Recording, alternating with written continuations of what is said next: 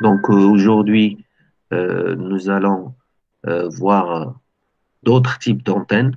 D'accord? Donc ce sont principalement des ouvertures rayonnantes euh, qui vont nous permettre d'étudier les types d'antennes telles que les antennes paraboliques, les antennes cornées. D'accord? Donc ces ouvertures rayonnantes, ce sont des antennes, ils ont principalement des caractéristiques un peu différentes des antennes qu'on a vues auparavant. Donc, ils permettent aussi d'être utilisés dans certaines applications bien particulières.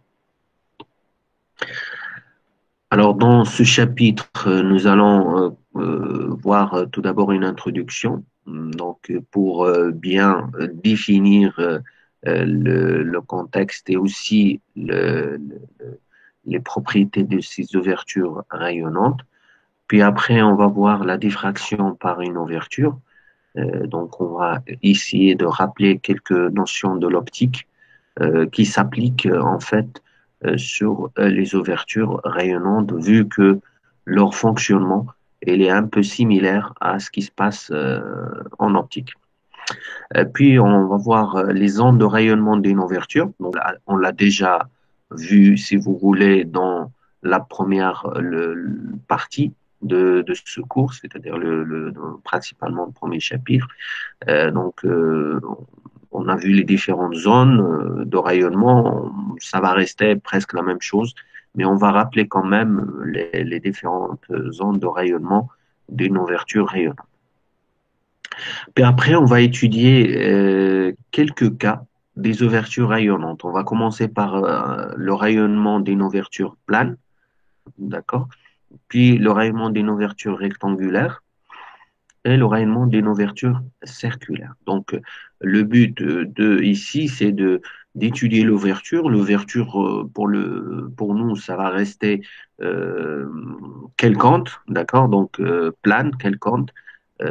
Et puis après, on va définir la géométrie de cette ouverture, euh, soit rectangulaire, soit circulaire, pour s'approcher bien évidemment des différents types d'antennes basées sur ce principe d'ouverture rayonnante, à savoir les cornets rayonnants et les antennes à réflecteurs, d'accord, ou les antennes paraboliques, d'accord, qui ont plus ou moins une surface qui ressemble à une surface circulaire. D'accord? Donc, la même chose pour les cornets. On peut avoir des cornets avec une ouverture rectangulaire comme avec une ouverture circulaire. D'accord? Donc, nous, on va focaliser principalement sur les ouvertures rayonnantes. D'accord? Et donc, principalement les ouvertures rectangulaires et circulaires. Et on va essayer toujours, comme on l'a fait déjà auparavant, de calculer le champ, calculer le champ rayonné par l'ouverture.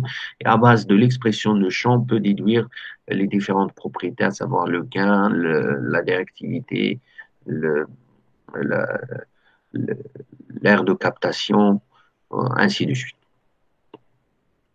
Alors, dans le domaine des faisceaux hertziens de fréquence supérieure à 1 GHz, c'est ce qu'on appelle les hyperfréquences, on utilise des antennes à surface rayonnante.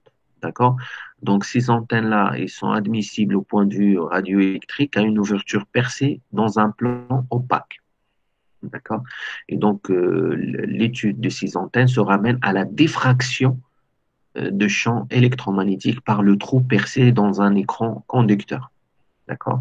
Donc, il y a un écran conducteur et dans cet écran conducteur, il y a un trou percé et, euh, et on a la diffraction de champ à travers ce trou-là. D'accord? Et donc, on est l'étude de rayonnement de ces ouvertures se ramène à l'étude de la diffraction de champ électromagnétique. Alors, l'exemple le plus simple, c'est le phénomène de diffraction de la lumière par le trou. D'accord? Donc, voilà, comme vous pouvez voir ici, donc considérant ce, ce système-là, donc voilà, on a S, c'est une source, si vous voulez, lumineuse, d'accord?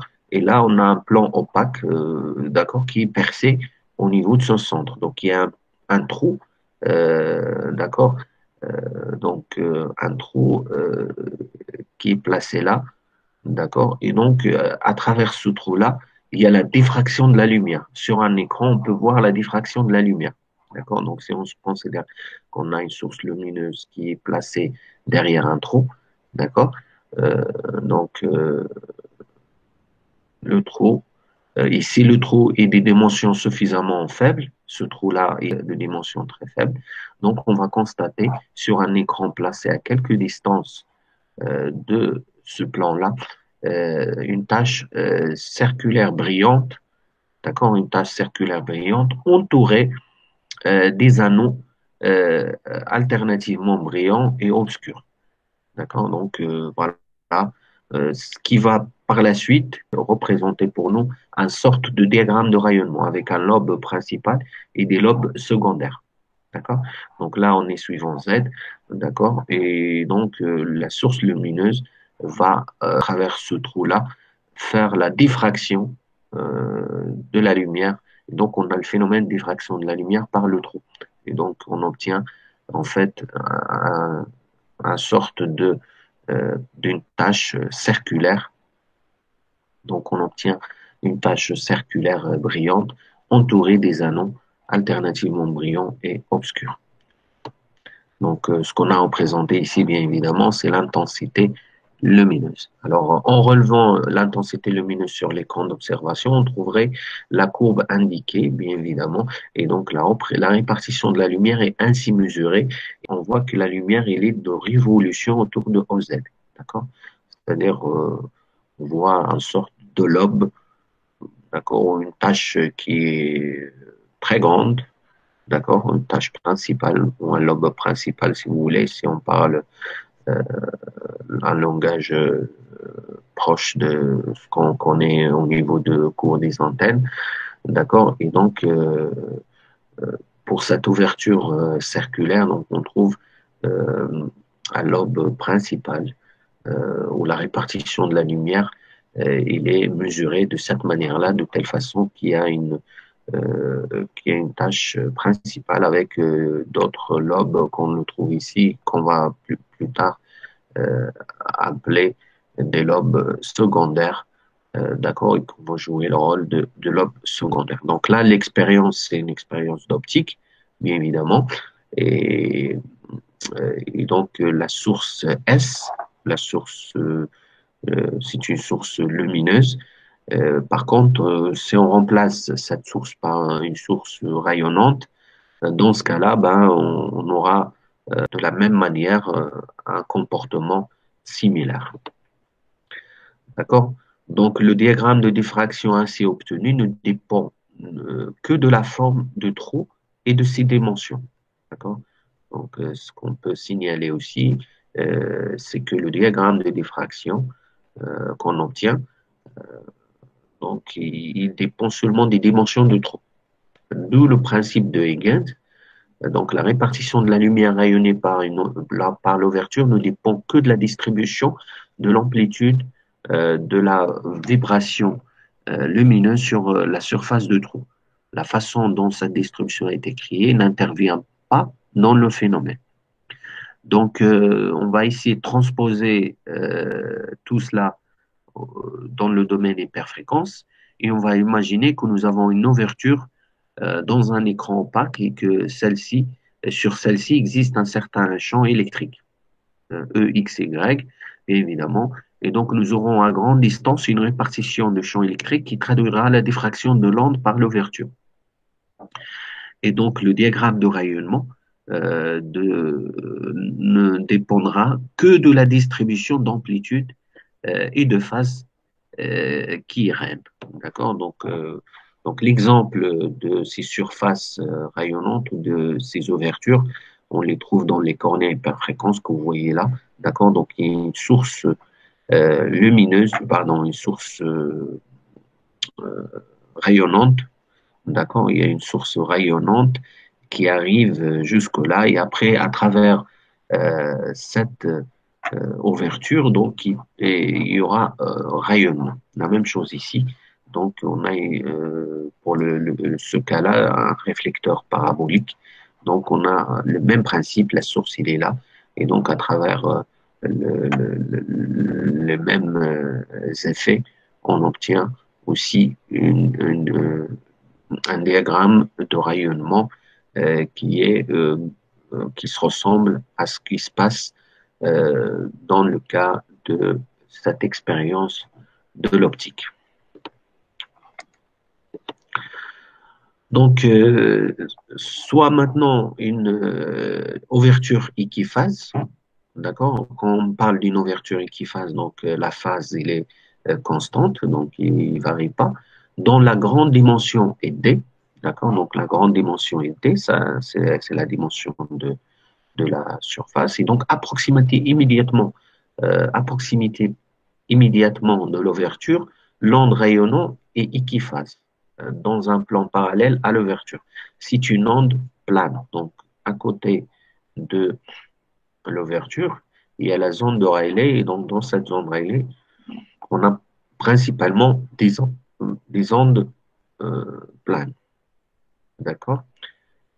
Donc, on va considérer une ouverture équiphase dans la grande dimension D. Et donc, à proximité immédiatement de l'ouverture rayonnée, l'onde rayonnée est équiphase dans un plan parallèle à l'ouverture. C'est une onde plane, pardon. Et donc, les directions de propagation qui sont normales à la surface équiphase sont parallèles les unes aux autres. Donc, le faisceau rayonné est tubulaire, donc c'est sous forme d'un tube. Donc, Rayleigh a montré que cette propriété reste vraie avec une bonne approximation, c'est-à-dire au moins 90% de la puissance rayonnée reste à l'intérieur du faisceau tubulaire et l'onde rayonnée est quasi plane. Donc, jusqu'à une distance de d carré sur 2 lambda, d'accord? D carré sur 2 lambda, appelée la distance de Rayleigh. Donc, jusque-là, on est toujours dans la zone de Rayleigh. Après, au-delà de cette distance, donc la divergence de faisceaux rayonnés devient sensible et les surfaces équiphases se transforment peu à peu.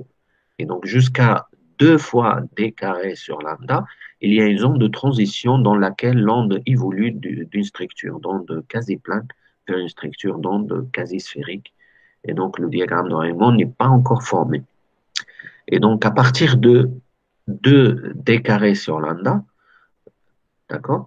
Donc, on peut considérer qu'avec une bonne approximation, que l'onde rayonnée est une onde sphérique et que le diagramme de Raymonde est le même, quelle que soit la distance. Donc, la distance de 2d carré sur lambda est appelée la distance de Faranophar. D'accord? Et donc, selon les normes admises au niveau international, ces 3 zones de rayonnement d'une ouverture sont classifiées comme suit. Tout d'abord, la zone proche est dite de Rayleigh, la zone intermédiaire est dite de Fresnel, et la zone lointaine, c'est de Faranophar, donc qui sont limitées par des distances, comme vous le savez, comme on l'a déjà vu. Donc, ce sont toujours les mêmes zones qu'on retrouve aussi dans le cas du rayonnement d'une ouverture euh, rayonnante. Alors, c'est dans la dernière des zones, c'est-à-dire la zone de Faranofa ou la zone de champ lointain, qu'on se place lorsqu'on désire étudier le rayonnement d'une antenne pour déterminer son diagramme de rayonnement. Cette étude est facilitée par la forme simple que prend alors les équations du champ dont la solution sont bien connues. D'accord? Donc, on va toujours se placer dans la zone de champ lointain pour pouvoir calculer le champ. Alors maintenant, on va commencer par l'étude de rayonnement d'une ouverture plane. D'accord? Donc, tout d'abord, l'étude de rayonnement d'une ouverture plane. Cette ouverture plane se présente de la forme suivante. C'est une ouverture qui se trouve dans un plan et de forme quelconque. D'accord? Donc, comme vous pouvez voir ici, la forme de l'ouverture, elle est là. D'accord? C'est une forme quelconque, hein, donc par la suite, on va étudier des formes bien précises, mais tout d'abord, on va commencer par une forme quelconque, c'est-à-dire quelle que soit la forme de cette ouverture-là. D'accord? Donc, généralement, les ouvertures, ils ont des formes qui sont connues, généralement rectangulaires ou circulaires, mais là, on va prendre une forme quelconque pour essayer de dégager en fait les différentes expressions, soit de champ électrique, soit de champ magnétique. Et puis après, on va étudier comme des cas particuliers les autres types d'ouvertures, à savoir l'ouverture de forme rectangulaire et l'ouverture de forme circulaire. Donc, on va se situer dans un plan. Donc, donc, on va se situer dans un plan, ou plutôt euh, l'ouverture rayonnante plane de forme quelconque se situe dans le plan X ou Y, d'accord? Et se trouve dans le plan X ou Y. Et donc, voilà, on va se mettre au point M, qui appartient au champ lointain, pour calculer en fait le champ rayonné par cette ouverture-là. Donc, qui dit M dit la projection de M dans le plan Y ou Z, d'accord? Et donc, on a ici le point petit m, d'accord? Et donc, on va définir les angles, hein, si vous voulez, on peut définir les angles. Donc là, c'est sigma, θ et gamma. Donc, les différents angles entre les différents axes, c'est très important de les définir parce que ça nous permet par la suite, en fait, euh, de faire les calculs. Alors, on va supposer qu'il existe sur cette ouverture un champ électrique, EXY, et un champ magnétique, HXY, et que le rayonnement a lieu de la gauche vers la droite. D'accord? De la gauche vers la droite, donc c'est l'orientation de rayonnement, c'est-à-dire le vecteur de Ponting va être dirigé dans ce sens-là. On sait très bien que le champ électrique va être perpendiculaire au champ magnétique, comme vous pouvez voir ici. D'accord? Là. Et puis, les deux, ils sont perpendiculaires à la direction de propagation. Et donc, la surface étant alimentée par la gauche, région des Z négatifs. Et donc, si on admet que les conditions de l'espace libre existent sur l'ouverture et que le champ électrique est dirigé suivant le sens positif de OX et le champ magnétique, donc dans ce cas-là, le champ magnétique doit être dirigé suivant les OX négatifs afin que le vecteur de Ponting et donc la direction de propagation soit dirigé suivant les OZ positifs, sens qu'on a supposé pour la propagation, pardon. D'accord? Donc, si on suppose que la propagation se fait dans le sens de OZ positif, dans ce cas-là, et OX, il est dans le sens positif de OY, dans ce cas-là, le champ magnétique doit être on doit être dirigé dans le sens négatif de l'axe OX. D'accord? Alors, on connaît la relation entre le champ électrique et le champ magnétique. E0 égale à Z0 fois H. Avec Z0, c'est l'impédance de l'air qui égale à racine de mu sur epsilon. Alors, dans ces conditions-là, d'accord, dans les conditions qu'on vient de signaler, le champ rayonné à grande distance est donné par la formule de Godet. D'accord, il y a une formule de Godet qui est développée à partir d'une théorie, bien évidemment, et que Godet donne le champ électrique rayonné à grande distance par cette ouverture-là. Donc, il s'écrit sous la forme suivante. D'accord? Donc, G exponentiellement GKR divisé sur 2 lambda R. R, c'est la distance entre le centre du repère et bien évidemment le centre de cette ouverture et puis le point M.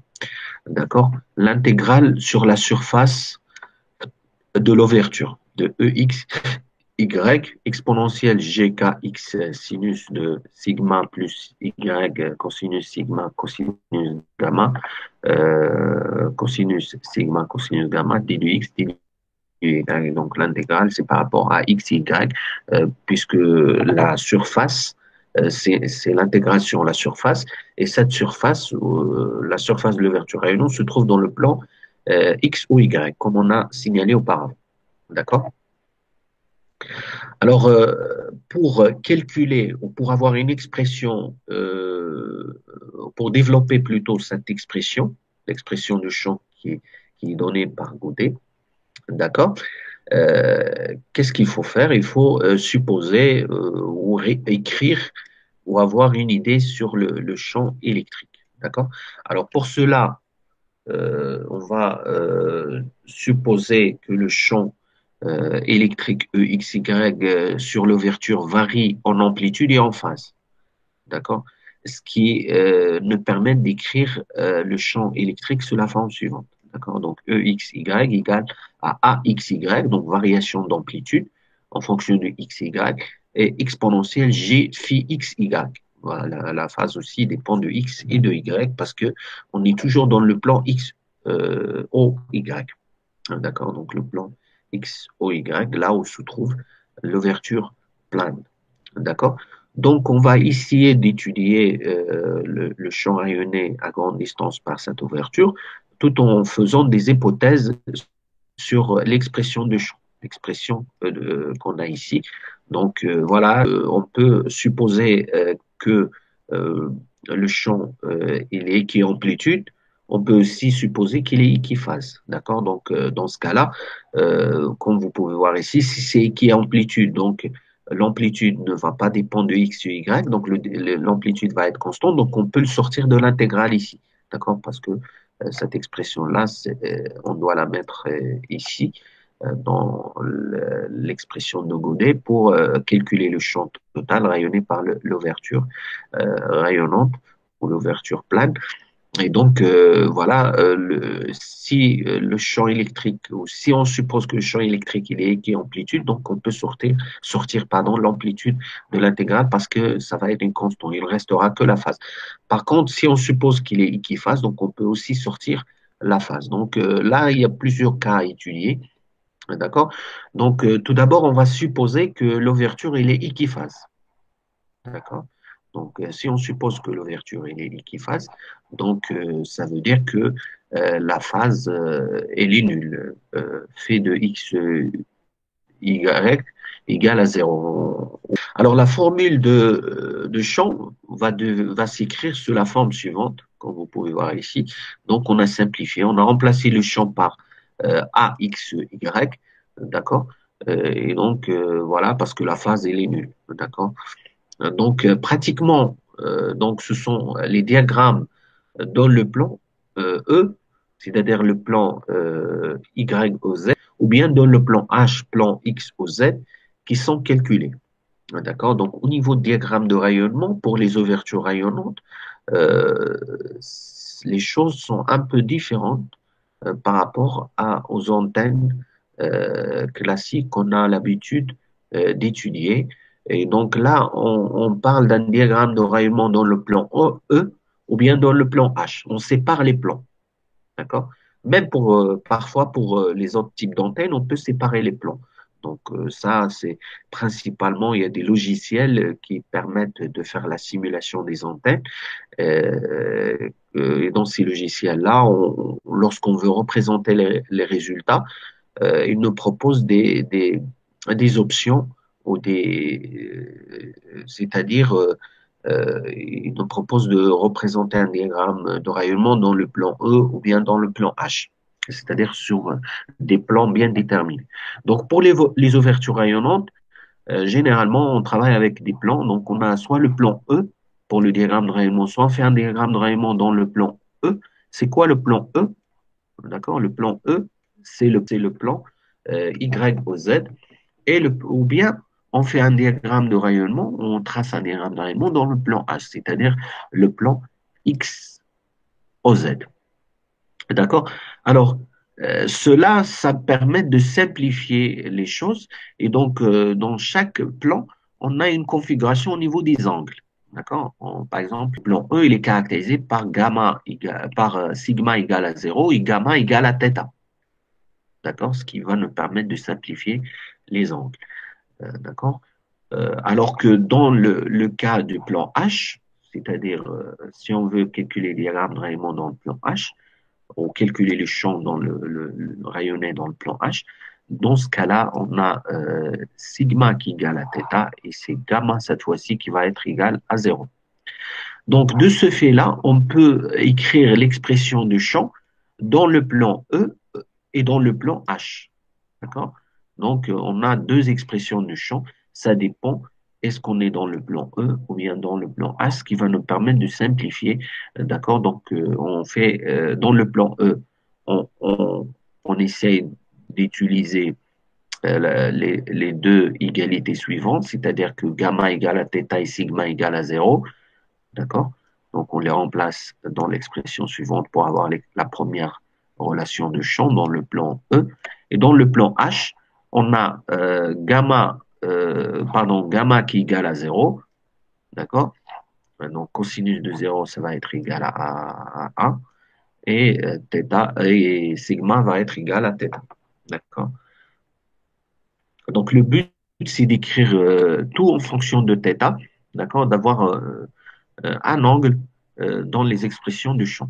Donc, dans les deux expressions, soit l'expression dans le plan E ou bien l'expression dans le plan H. D'accord? Et donc, on spécifie E pour le plan E, soit H pour le plan H. Alors, voilà les différentes expressions de champ d'une ouverture rayonnante plane. D'accord? Donc maintenant, on va essayer de calculer le gain de cette ouverture. D'accord? Et donc, on va s'intéresser principalement au gain absolu. D'accord?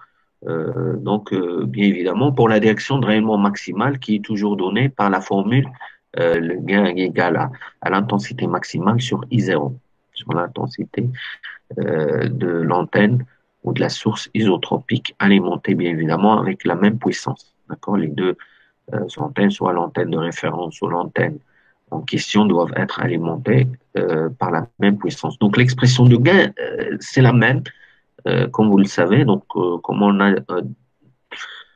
on a dit auparavant, donc on a les mêmes propriétés qu'on a vues pour les différentes antennes. Ces mêmes propriétés restent valables aussi pour les ouvertures rayonnantes. Alors, considérons une ouverture de surface sigma percée dans un plan opaque sur laquelle on définit une distribution équiphase du champ. Une distribution équiphase de champ, ça veut dire que le champ, que la phase phi xy égale à 0 et que le champ e xy égale à xy. D'accord? Et donc, dans la direction de rayonnement maximal, parce qu'on sait que le rayonnement maximal va être suivant au Z, vu que la direction de propagation est suivant au Z, d'accord, comme on a défini auparavant, suivant le vecteur de Ponting, d'accord? Et donc, soit pour gamma et sigma nul, on obtient l'expression de champ suivant. D'accord? On obtient l'expression de champ suivant c'est une expression suivant ou dans la direction du rayonnement maximal. D'accord? Le rayonnement maximal il est obtenu suivant au Z, ça veut dire que si on est suivant au Z, les deux angles gamma et sigma vont être nuls. D'accord? Si on vient sur le repère, les deux angles gamma, l'angle gamma qui est là, et l'angle sigma vont être nuls si on s'oriente vers la direction Z. Alors, on sait que la densité de puissance rayonnée, qui est le module de vecteur de Ponting, s'écrit sous la forme suivante. Module de vecteur de Ponting égale à un module de champ au carré sur 120 pi, d'accord, sur Z0, qui est l'impédance de l'air. Donc, je remplace le champ, le module de champ. Donc, maintenant, j'ai le champ. Le champ, il est donné par cette expression-là. Je suis en train de calculer le gain toujours, le gain absolu de l'antenne ou de l'ouverture plane. Donc, ça va donner 1 sur 120 pi lambda carré r carré, l'intégrale de axy, d de x, d de y au carré. Donc, l'intégrale, bien évidemment, elle est dans le plan x ou y de la surface de l'ouverture. Donc, dans un milieu de propagation sans perte, la puissance rayonnée à une distance r est identique à la puissance d'alimentation. D'accord? Donc, si on suppose qu'on est dans un milieu qui ne contient pas de perte, donc il y a la puissance rayonnée va être la même que la puissance d'alimentation, c'est-à-dire tout ce qu'on va donner à notre antenne va être rayonné. Donc, il n'y aura pas de perte. Alors, dans ce cas-là, la puissance rayonnée, si je calcule la puissance rayonnée, ça va être 1 sur 120 pi l'intégrale de carré du champ d de x, d de y. Ce qui va nous donner 1 sur 120 pi l'intégrale de a au carré x, y, d de x, d de y. D'accord? Donc, l'antenne isotropique alimentée, bien évidemment, avec la même puissance PA, la distance R, il a une densité de puissance donnée par cette relation-là, S de 0, qui est égale à PA, la puissance d'alimentation sur 4 pi R au carré, qui s'écrit sous la forme de 1 sur 4 pi R au carré, 1 sur 120 pi l'intégrale de A carré X, Y, d de X, d de Y, sur, bien évidemment, la surface de l'ouverture plane. Alors, dans ce cas-là, le gain absolu, qui est un rapport, hein, comme on a vu, c'est un rapport entre l'intensité de rayonnement maximale sur l'intensité de l'antenne isotropique. D'accord? Donc, c'est écrit sous la forme suivante.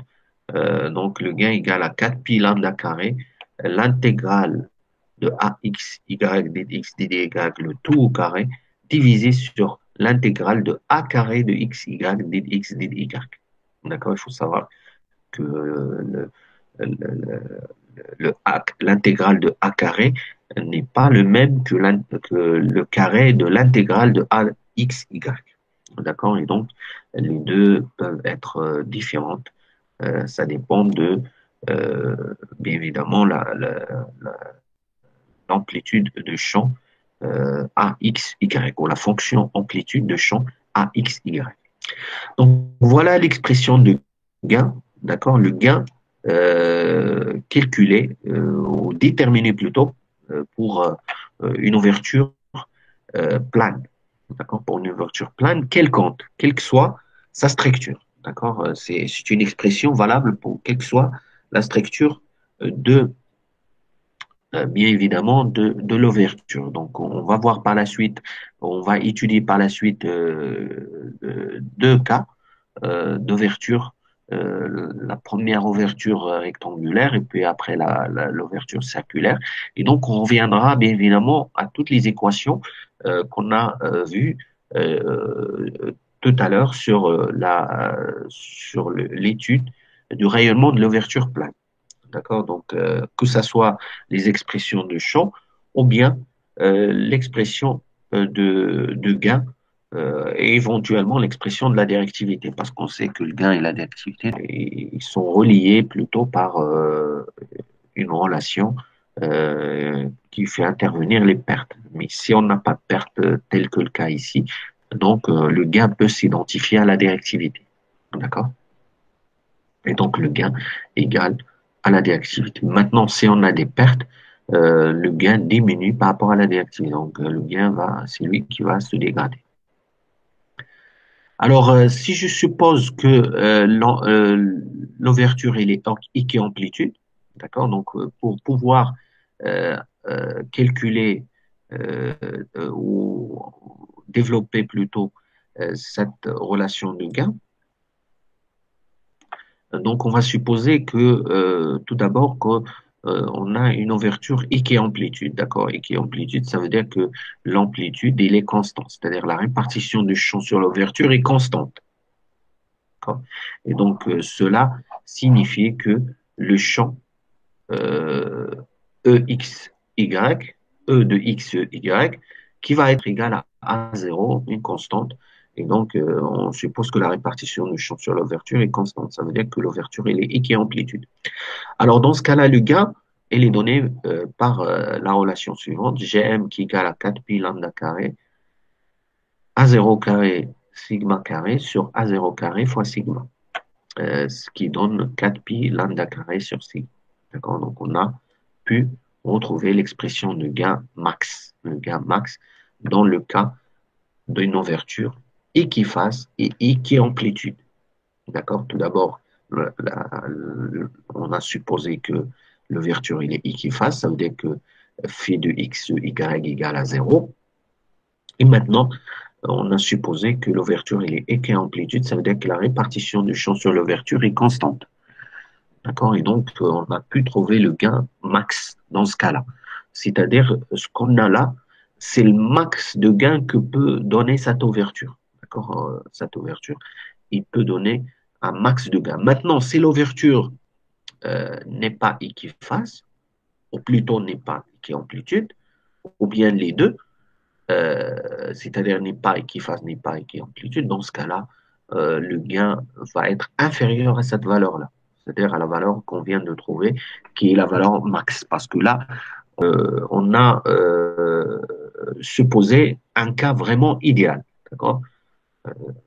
C'est-à-dire qu'on est dans le cas équiphase, c'est-à-dire on n'a pas de retard ni d'avance de phase, et on sait très bien que c'est très difficile d'avoir ça, parce que en réalité, donc, généralement, il y a quelques erreurs au niveau de la phase.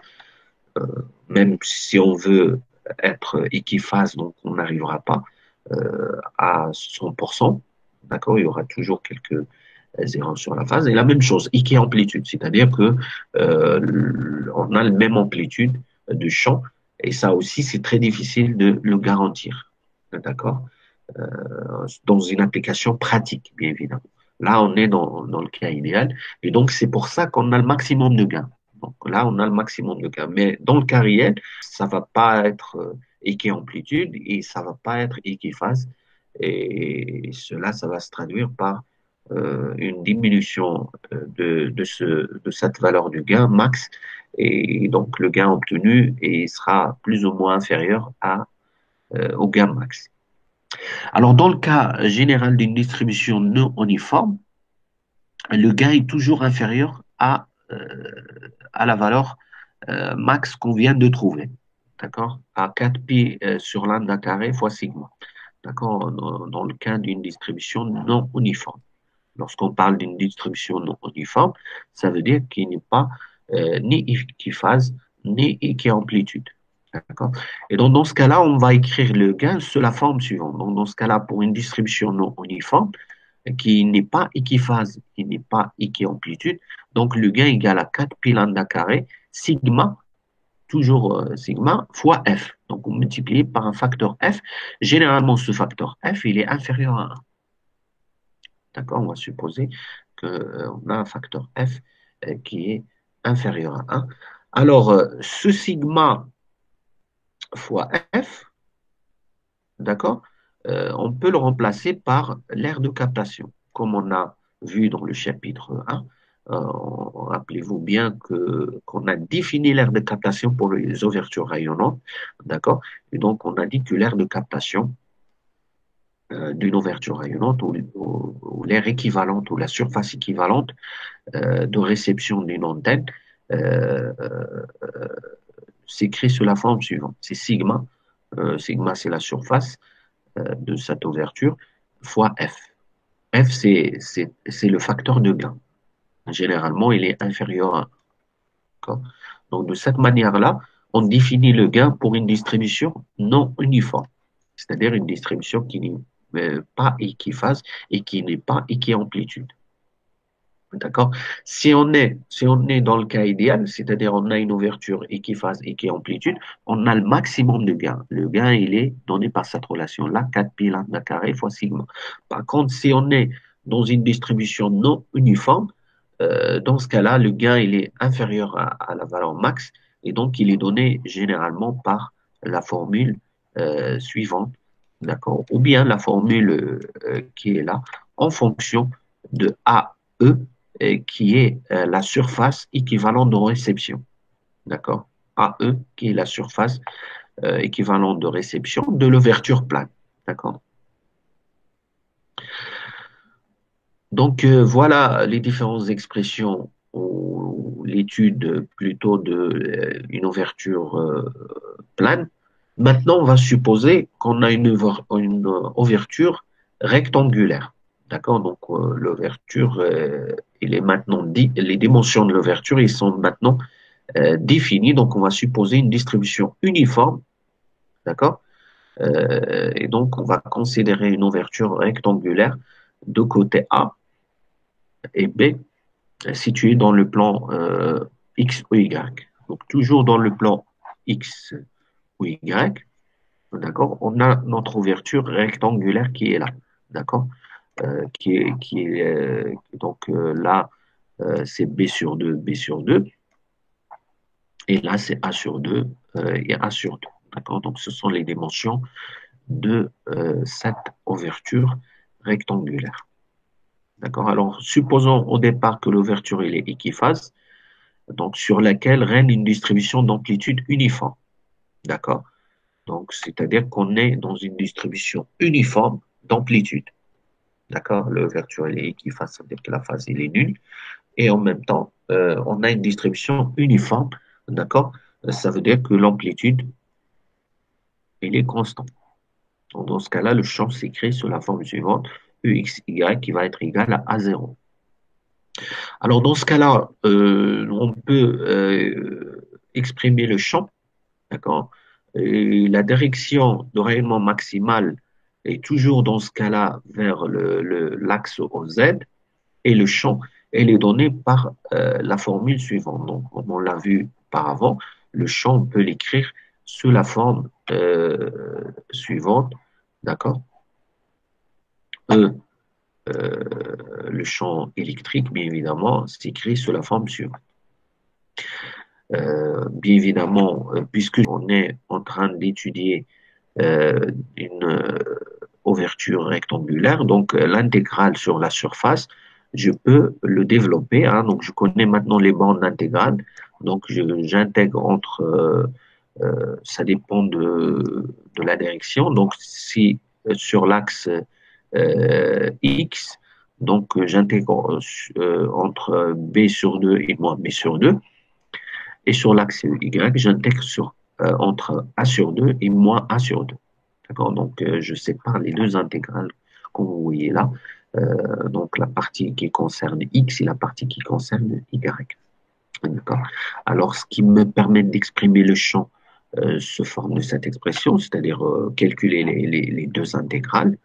D'accord? Déterminer les deux intégrales suivant X et suivant Y. Et ce qui va me permettre d'avoir l'expression du champ euh, rayonné par cette ouverture rectangulaire qui s'écrit sous la forme suivante. D'accord? Donc voilà comment j'ai pu déterminer l'expression de champ rayonné par une ouverture rectangulaire. D'accord? Ce qu'on voit dans l'expression de champ, on voit qu'il y a la fonction caractéristique de rayonnement, donc qu'on va définir par la suite et on va mettre des conditions sur cette euh, euh, fonction caractéristique de rayonnement. Donc, l'expression de champ peut s'écrire sous la forme suivante. Donc, je peux la mettre sous forme de sinus U1 sur U1, sinus E2 sur U2. D'accord? Donc, à partir de cette expression que vous voyez là, je peux arranger les termes de telle façon à écrire l'expression de champ sous la forme suivante. D'accord? Donc, comme vous pouvez voir ici, donc c'est comme on a un sinus de x sur x, hein, c'est comme on a une sorte de sinus cardinal. D'accord? Donc, sinus cardinal, ça nous permet d'avoir déjà une idée sur les rames de rayonnement. Vous avez vu déjà le traçage de sinus cardinal, d'accord? Le sinus cardinal, hein, donc voilà la forme de la forme de la fonction sinus cardinal. Donc il a la forme qui va être proche à ce qu'on a l'habitude de voir dans le diagramme de Raymonde avec un lobe principal et des lobes secondaires. D'accord? Donc, on va écrire le champ sous la forme suivante, d'accord, tel que U1, pardon, s'écrit sous la forme suivante, K B sur 2 sinus de sigma, d'accord, on remplace son K par son expression, ça nous donne P fois B sur lambda sinus de sigma. Et U2 qui va s'écrire sous la forme de KA2 sur A sur 2 cosinus sigma cosinus gamma, P sur A qui va être égal à P sur A, P fois A, pardon, divisé sur lambda cosinus de sigma cosinus de gamma. D'accord? Donc la valeur du champ module, si je calcule le module de champ, d'accord, le module de champ, dans ce cas-là, j'obtiens l'expression suivante, d'accord? Donc le module de champ s'écrit sous la forme suivante, A0, A fois B. A et B, ce sont les dimensions de rectangle ou de l'ouverture rectangulaire, divisé sur lambda R. Lambda, c'est la longueur d'onde. R, c'est la distance entre le centre de l'ouverture ou le centre de repère ou le point E de repère et le point M. Là, on calcule le champ, le point M qui appartient aux zones du champ lointain. Cosinus de sigma plus cosinus gamma sur 2, sinus de U sur U1 sur U2, U1, pardon, et sinus de U2 sur U2. Donc, à partir de cette expression de champ, on peut déduire la fonction caractéristique de rayonnement, c'est-à-dire que la fonction caractéristique de rayonnement, elle est donnée par cette relation-là. Donc, c'est ça la fonction caractéristique de rayonnement. Donc, le traçage de cette fonction-là nous permet d'avoir une indication sur le diagramme de rayonnement. Donc, c'est la fonction caractéristique de rayonnement d'une ouverture rectangulaire. D'accord? Donc, vous avez vu comment on a pu déterminer l'expression de champ et puis par la suite l'expression de la fonction caractéristique de rayonnement pour cette ouverture rectangulaire. Donc tout à l'heure avec l'ouverture plane, on ne pouvait pas aller plus loin dans les calculs vu qu'on ne connaît pas les dimensions de cette ouverture plane quelconque. D'accord? Par contre, là, pour une ouverture ayant une géométrie ou une forme bien déterminée, on peut déterminer facilement, si vous voulez, les différentes expressions, soit l'expression du champ ou bien l'expression de la fonction caractéristique de rayonnement. Alors, maintenant, on peut étudier l'expression de champ, soit dans le plan H ou bien dans le plan E, pardon. D'accord? Donc, on peut avoir deux expressions de champ suivant quel plan on va se trouver. Donc, soit le plan H ou bien le plan E. Donc, tout d'abord, dans le plan H, c'est-à-dire le plan X au Z, on a gamma qui est nul. D'accord? Et donc, on introduit gamma égale à 0 dans l'expression de champ de tout à l'heure. D'accord? Donc, on a l'expression de champ. On va remplacer gamma par 0. Donc, ce qui nous permet d'avoir l'expression de champ suivante. D'accord? Donc, la direction de rayonnement maximale, elle est obtenue pour U1 égale à 0. Si U1 égale à 0, c'est-à-dire qu'on a, pour que U1 soit nul, il faut que sigma soit nul. D'accord? Sigma soit nul. C'est-à-dire, dans ces conditions-là, pour U1 égale à 0, on a le champ max rayonné qui va être égal à A0, A fois B, lambda sur R. Et dans ce cas-là, la largeur à moins 3 dB du lobe principal, il va être donné par l'angle θ1 qui est égal à 50,5 lambda sur B. Alors, dans le plan E, c'est-à-dire le plan Y au Z, on a cette fois-ci sigma qui va être nul, ce qui va nous permettre d'avoir l'expression de champ suivante. D'accord? Et dans ce cas-là, la direction de rayonnement maximale est obtenue lorsque E2 égale à 0. Et si on revient sur l'expression de E2, pour avoir E2 égale à 0, il faut que gamma soit nul. d'accord? Il faut que gamma soit nul.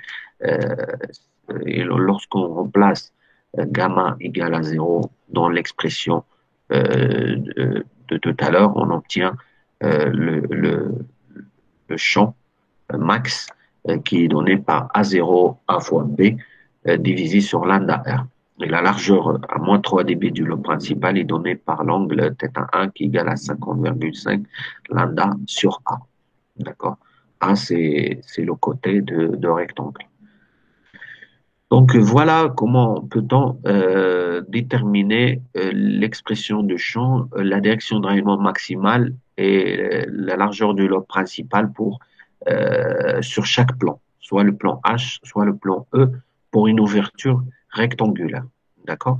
Bien évidemment, là, on est toujours dans une distribution uniforme. Ça veut dire quoi? Ça veut dire qu'on est équiamplitude et équiphase. D'accord? Donc, on est dans une distribution uniforme.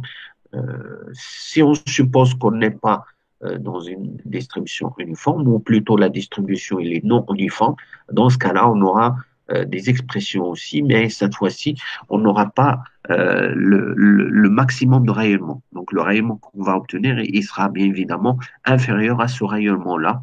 Et l'expression du champ aussi, donc ça va pas être le champ max, euh, ainsi de suite. Alors, quelques remarques, d'accord? Donc, dans les deux cas, nous obtenons des diagrammes de rayonnement en sinus de U sur U. Mais ces diagrammes sont de largeur différente, bien évidemment. Alors, on peut augmenter la directivité dans un plan ou dans un autre en augmentant la dimension de l'ouverture dans ce plan-là. D'accord? Donc, on a vu que le gain dépend de sigma. D'accord? Dépend de sigma et donc dépend euh, si vous voulez, des dimensions de l'ouverture. D'accord? Et donc, en augmentant, on peut augmenter la directivité en augmentant les dimensions de l'ouverture. D'accord? Et donc, par contre, le niveau plutôt des lobes secondaires augmente. D'accord? Donc, il faut trouver un compromis entre les deux, c'est-à-dire il faut trouver un compromis entre le niveau des lobes secondaires et le gain ou la directivité qu'on veut. D'accord? Donc, on ne peut pas augmenter les dimensions de l'ouverture pour augmenter la directivité et oublier le niveau des lobes secondaires. Parce que si le niveau de lobe secondaire augmente, ça va dégrader le rayonnement. Donc, le niveau des lobes secondaires augmente au détriment du lobe principal. D'accord? Alors, les autres remarques, c'est que les dimensions des ouvertures rectangulaires sont souvent de l'ordre de 10 fois lambda. D'accord? Donc, ils sont en fonction de 10 fois lambda, ce qui conduit à un rayonnement concentré autour de OZ. D'accord? Alors, pour les plans différents, il faudra utiliser la formule complète. Hein, donc, pour les autres plans, hein, donc si on veut calculer le champ pour les différents plans, d'accord, les autres plans, autres que le plan E et le plan H, on doit utiliser la formule complète. Hein, et on constaterait alors que la section droite de faisceau d'énergie rayonnée à l'aspect d'un rectangle avec des bords arrondis et que la figure de diffraction admet OX et OY comme axe de symétrie. Donc maintenant, on va supposer que la distribution elle est non uniforme, d'accord? Et si la distribution n'est pas uniforme, donc la situation va être beaucoup plus compliquée, mais le calcul reste facile si la loi de distribution elle est séparable, d'accord? Ce qui va rester vrai en fait dans de nombreux cas pratiques, d'accord? Donc, si la distribution elle est non uniforme, donc ça veut dire que le champ va dépendre de X et de Y. D'accord? Il va dépendre de X et de Y. D'accord? Et donc, dans ce cas-là, on suppose que la distribution elle est séparable, c'est-à-dire on peut séparer le champ, comme vous pouvez voir ici dans l'expression du champ, on sépare le champ avec en deux, si vous voulez, un champ E1 qui dépend de X et un champ E2 qui dépend de Y. D'accord?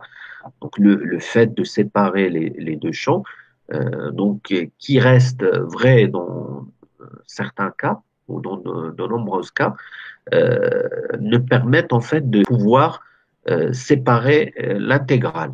D'accord, l'intégrale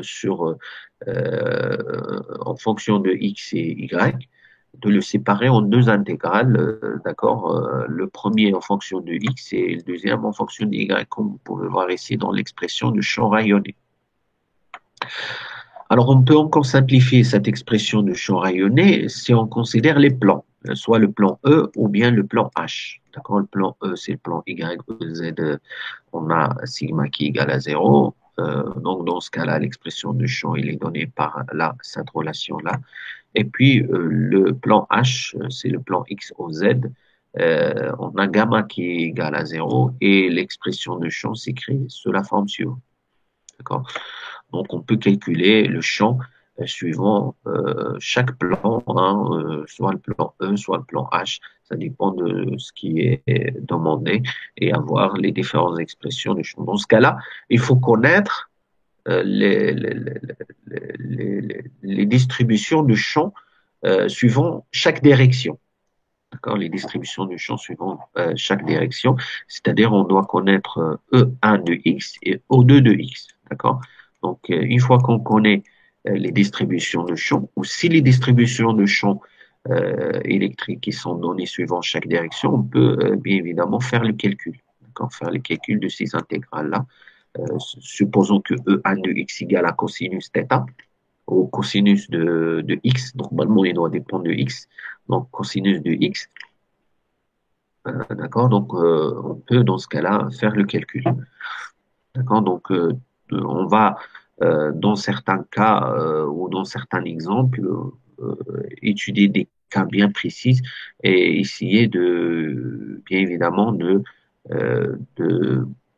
faire des calculs pour certains cas d'ouverture rectangulaire ou autre avec des distributions de champs qui vont être données.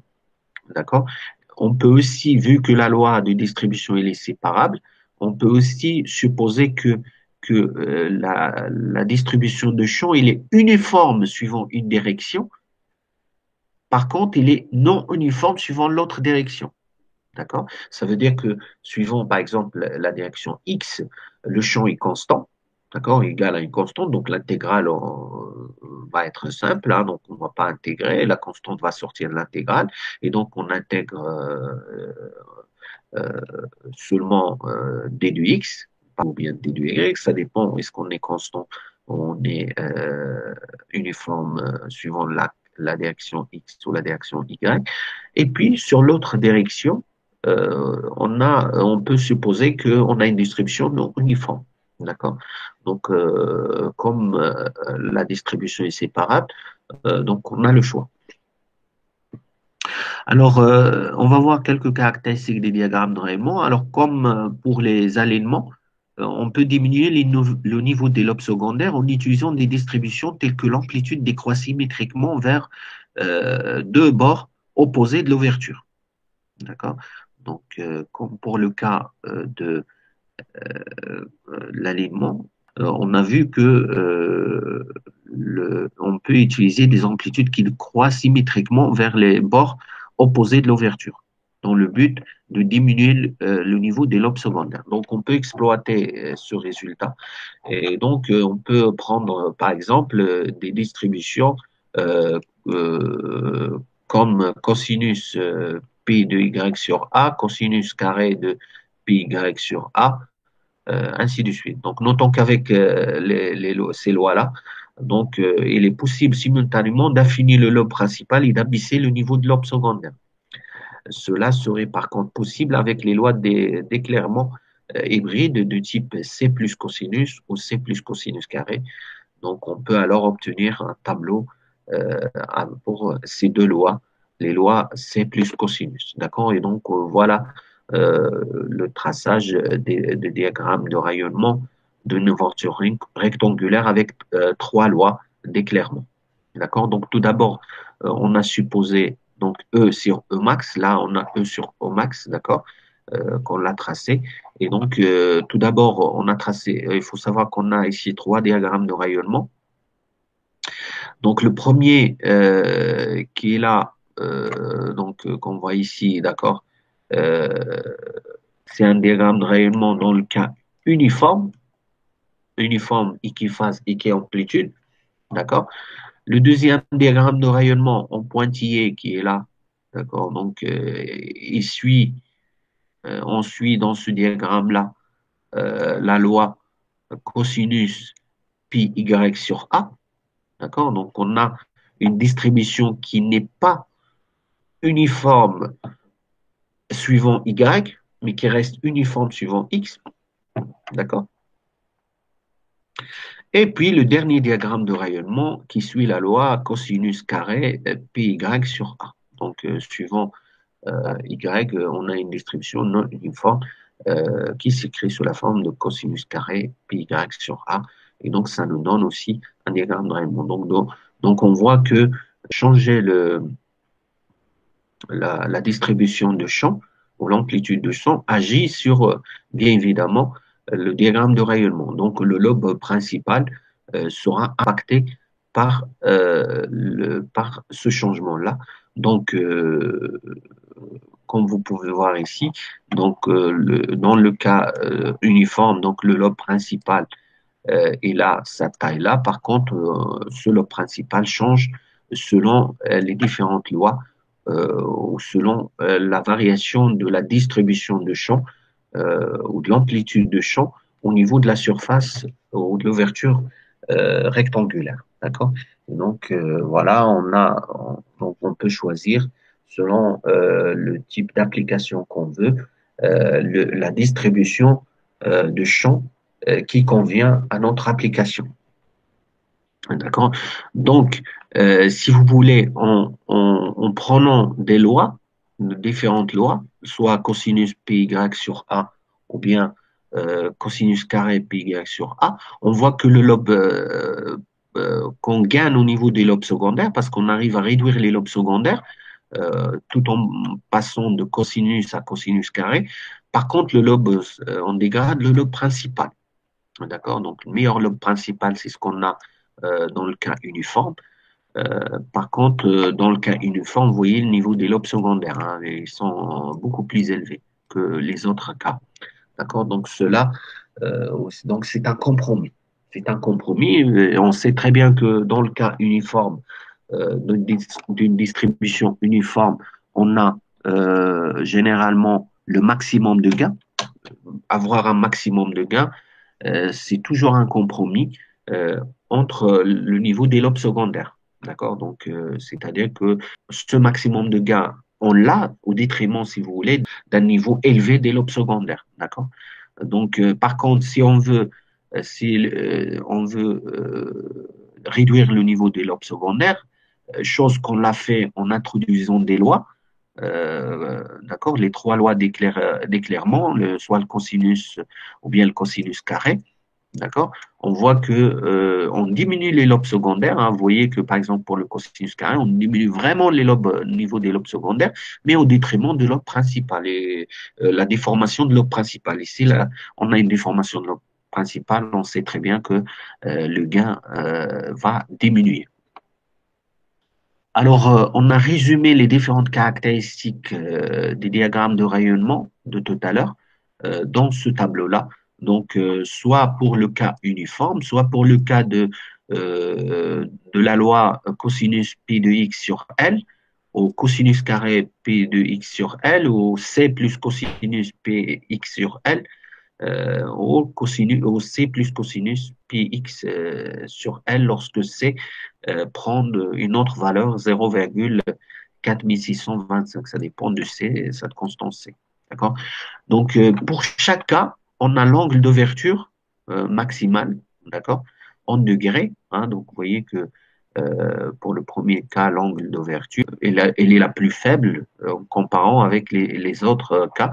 Et puis, on a le niveau des lobes secondaires, d'accord, dans chaque cas. On trouve que le niveau de lobe secondaire pour le cas uniforme, il est plus élevé par rapport aux autres.